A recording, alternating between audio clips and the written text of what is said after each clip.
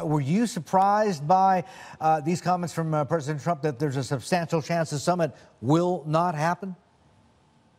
Well, it wasn't an expected comment, but it does follow logically what we've seen in the last week, starting with Kim Jong Un raising the first doubt that the summit meeting is on track.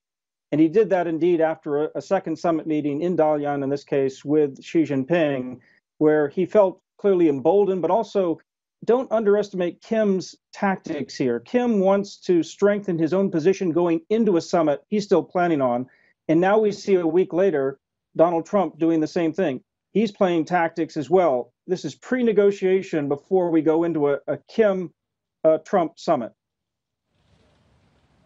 So, Patrick, what do you think is the biggest sticking point? Because we're dealing with a lot of headlines here. Is it Washington's push for the Libyan model? We heard from John Bolton, and that the timing of it, certainly Pyongyang was upset with that. Or is it some kind of going back and forth on the regime guarantee? Or is it the joint military exercise named Max Thunder? It's not the exercise. Kim Jong Un has downplayed the exercise in the past. He was basically playing it up this past week out of deference to the Chinese, who are concerned about U.S. military activity.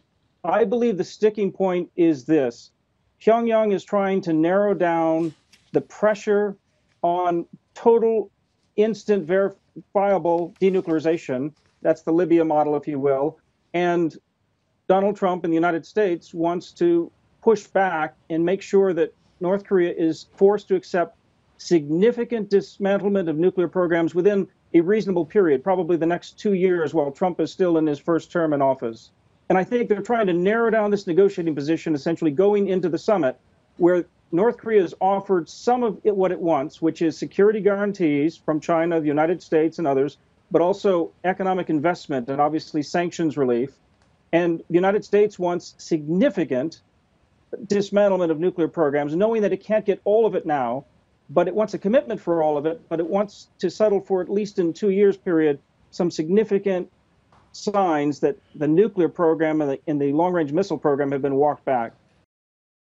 Still watching? Perfect. Click here to watch another great video from CNBC International. Oh, and don't forget to subscribe.